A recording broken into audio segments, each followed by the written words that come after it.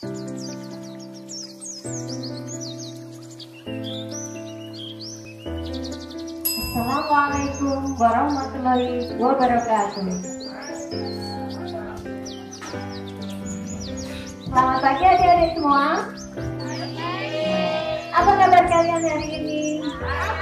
Alhamdulillah, saya juga baik ya. Sebelum bercerita, hari ini Ibu akan menyampaikan sesuatu kepada kalian. Kalian tentunya pernah diajak ke tempat-tempat pariwisata di daerah Tuban. Ada apa saja adik-adik? Gua Akbar, apalagi? Pantai Bum, air terjun Kelire, ada lagi Banyulangse. Dan dulu ada juga tempat wisata yang namanya Jakatarub, ya, Taman Jakatarub. Tapi sayangnya taman tersebut sudah tidak difungsikan lagi ya, terbengkalai. Sayang sekali, padahal itu ada dongengnya loh adik-adik. Nah, Ibu di sini akan menceritakan tentang dongeng Jakatarub yang Ibu baca dari buku karangan M. Rantisi dan diterbitkan oleh Bintang Indonesia. Ibu mulai ya.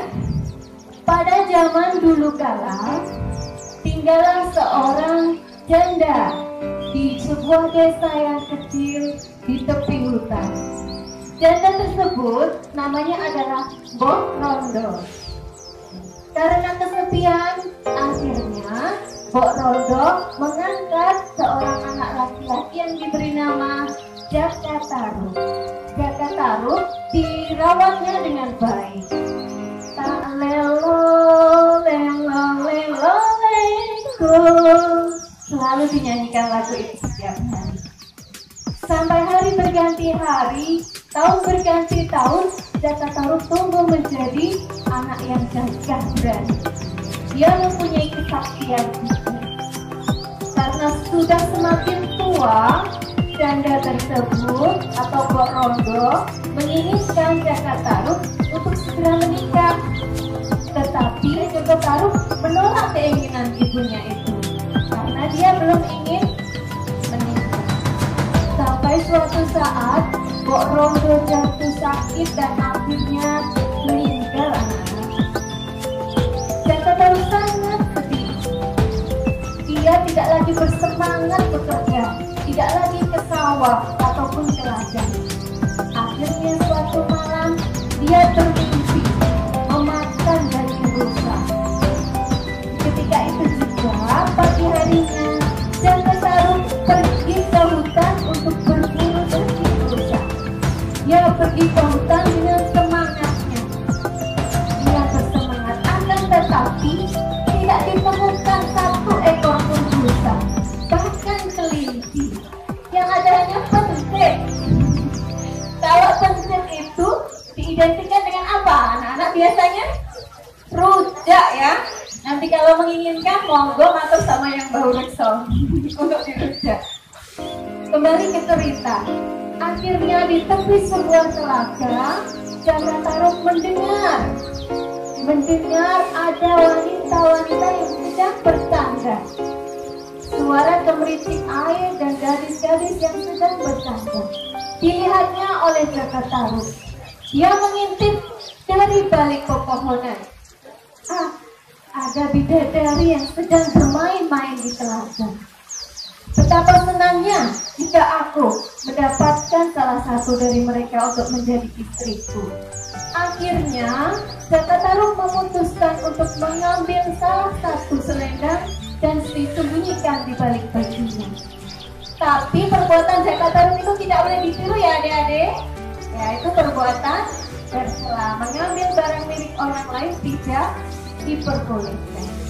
Akhirnya pada senja hari, 7 bidadari itu hendak pulang ke kayangan. Mereka bergantian untuk memakai selendangnya masing-masing. Akan tetapi ada salah satu bidadari yang tidak menemukan selendangnya. Namanya adalah Nawang Wulan. Dengan bersedih, Nawang Wulan mencari selendangnya kesana kemari tidak ditemukan. Ya, akhirnya 6 bidadari yang lainnya memutuskan untuk kembali ke kayangan tanpa Nawangwulan. Salah satu dari kakaknya berkata, "Maafkan kami Nawangwulan, kami harus kembali ke kayangan. Kami tidak ingin ayahanda marah." Dengan berat hati, bidadari-bidadari saudara Nawangwulan meninggalkan mereka, terbang ke kayangan. Tinggallah Nawangwulan sendiri di tepi telaga, dengan bersedih dan rasa takut sendirian di tepi telaga di tengah hutan yang lebat. Akhirnya muncullah Jakataruk sebagai pahlawan. "Hai gadis cantik, kenapa kau di sini sendirian?" "Aku Nawangwulan, aku kehilangan selendangku. Aku tidak bisa kembali ke kayangan." "Tidak apa-apa gadis cantik, aku akan menolongmu. Tinggallah dulu di rumahku bareng Kicina sampai kau menemukan selendangmu." "Baiklah," karena takut sendirian di hutan, akhirnya Nawangwulan bersedia ikut dengan Jakataruk. Hari berganti hari, akhirnya mereka saling jatuh cinta dan menikah.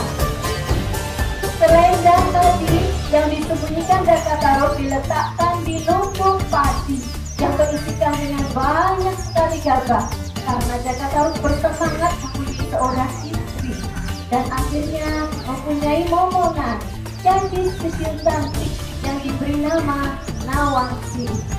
Mereka hidup sangat bahagia.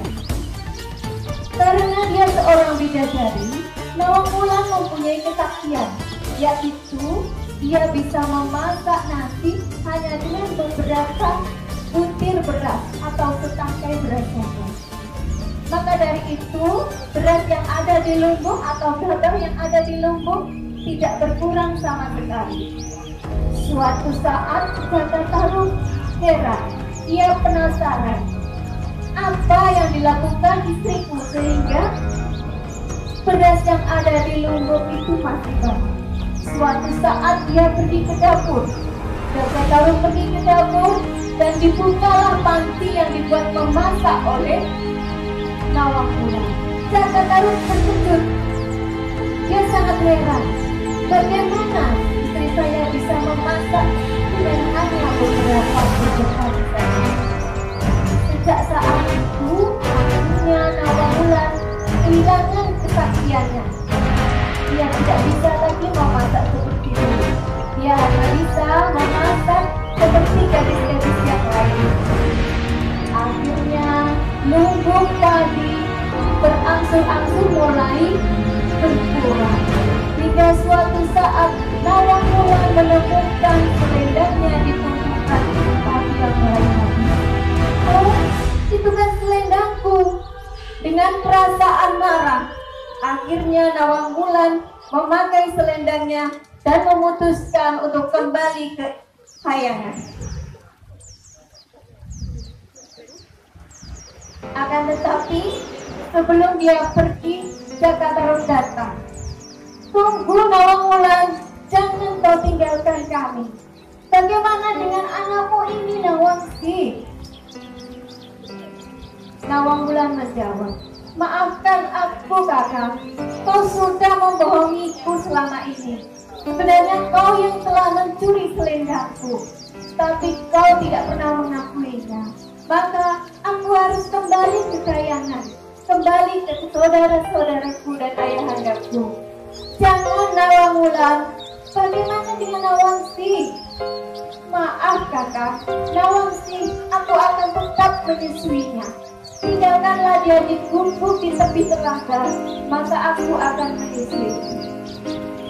Akhirnya Nawangwulan pergi ke kayangan, terbang meninggalkan Jakataruk dan Nawangsi. Sangat sedih hati Jakataruk melihat kondisi anaknya. Demikian cerita dari saya. Bagaimana adik-adik? Apa yang dapat kalian petik dari cerita itu?